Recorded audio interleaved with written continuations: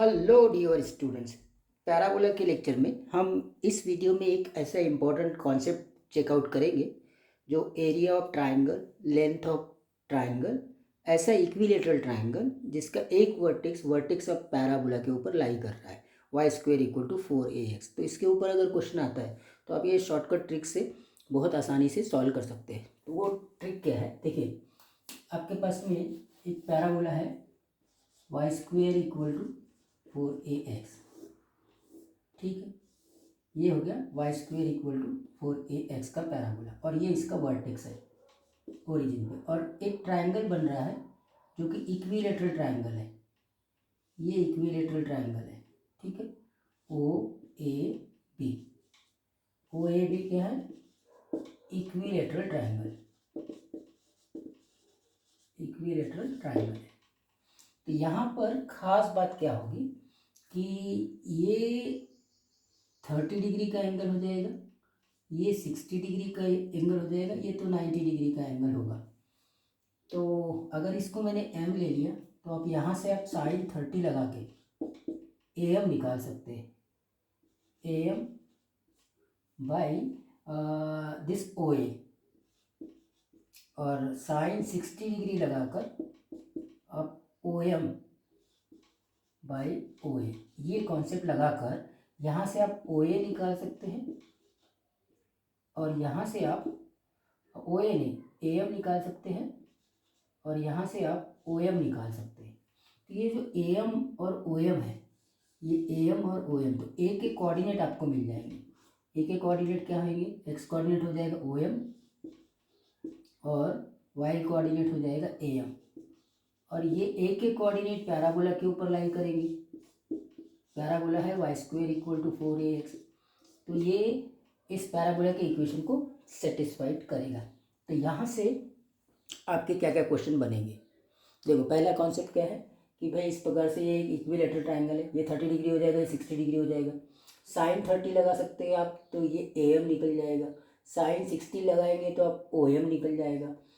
OM और AM ये आपके A के कोऑर्डिनेट हो जाएंगे, OM जो भी होगा वो X कोऑर्डिनेट हो जाएगा और AM जो है वो आपका Y कोऑर्डिनेट हो जाएगा, और ये A पॉइंट के कोऑर्डिनेट इस पैराबोला के इक्वेशन को सेटिस्फाइड करेंगे।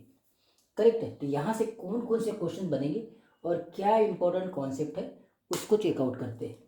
आपको सीधा सीधा बोल देगा कि एक इक्विलेटरल ट्राइंगल है और उसकी लेंथ फाइंड आउट करना है। Find its length, find length and hence area, area find out करना है।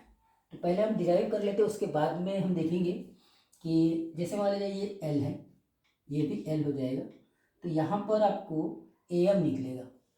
Sign 30 degree is AM by L, ये तो 1/2 होता है, AM बाई L। तो यहाँ से मुझे AM मिल गया, AM कितना मिल गया? L/2। तो A का कोऑर्डिनेट Y कोऑर्डिनेट मिल गया मुझे L/2। करेक्ट है क्या?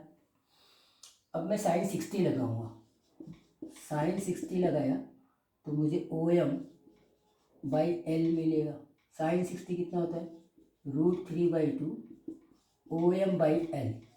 तो यहाँ से मुझे OM भी मिल गया √3/2 इंटू L। तो इसका X कोऑर्डिनेट भी आ गया √3/2 इंटू L। तो अब आप देखो ये जो A है ये कोऑर्डिनेट आ गए L के टर्म्स में, √3/2L और L/2। करेक्ट है। ये पैराबोला के इक्वेशन को सेटिस्फाइड करेगा। Parabola y square equal to 4ax है, तो वाई स्क्वेयर हो जाएगा L²/4, 4ax हो जाएगा √3/2 इंटू L।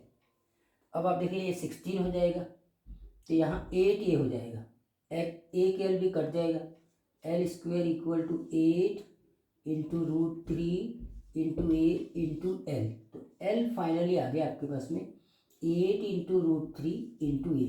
बस आपको यही चीज़ को याद रखनी है कि L आ गया आपका 8 इंटू √3 इंटू A।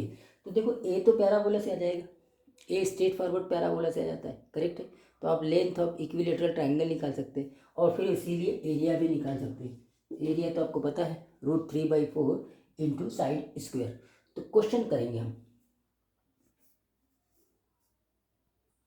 देखो ये अभी 2 क्वेश्चन मैं ले रहा हूँ, एकदम स्ट्रेट फॉरवर्ड क्वेश्चन देखेंगे, फार्मूला याद रखेंगे। फार्मूला क्या था, L equal to 8 into root 3 into ए।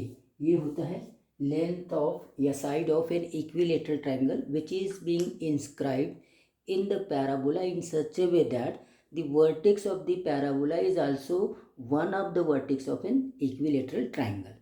तो बस ये कॉन्सेप्ट को आपको याद रख लेना है, L equal to 8 into root 3 into A.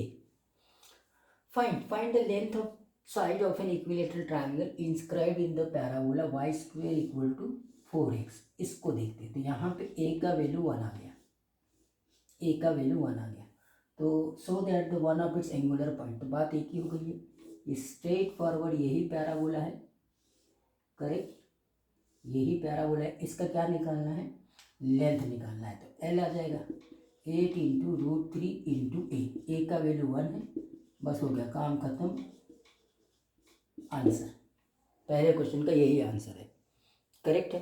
Okay, अब दूसरे क्वेश्चन से आते हैं। दूसरे क्वेश्चन में आपके पास में क्या दिया हुआ है, the length of the double ordinate of the parabola y square equal to 8x। तो Y square equal to 8x है, तो a का वैल्यू हो जाएगा 2, 8 का वैल्यू, a का value 2, which subtend and equal 60 degree at the vertex of the parabola,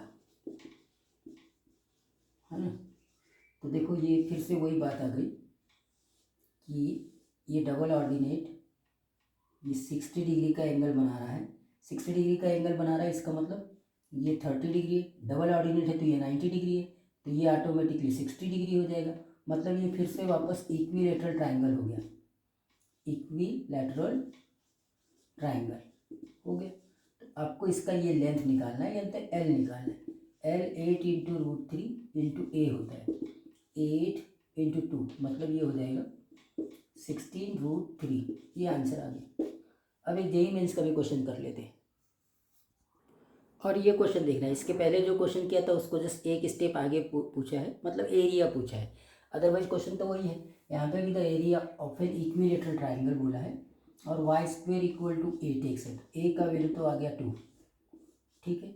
area, अभी पहले लेंथ निकालेंगे, लेंथ का फार्मूला 8 इंटू रूट 3 इंटू ए, तो ये हो जाएगा 16 रूट 3, जो अभी इसके पहले हमने निकाला था। अब आते हैं एरिया, रूट 3/4 इंटू साइड का स्क्वेयर, हो गया रूट 3/4 इंटू 16 इंटू 16 इंटू 3, आप इसको कैलकुलेट करेंगे तो ये 192 इंटू रूट 3 आ जाता है, 192 इंटू रूट 3, तो एकदम सिंपल। तो ये जो फार्मूला है ना, ये फार्मूला ये बहुत इंपॉर्टेंट रोल प्ले करेगा, एकदम शॉर्टकट क्वेश्चन बन जाएंगे आपके।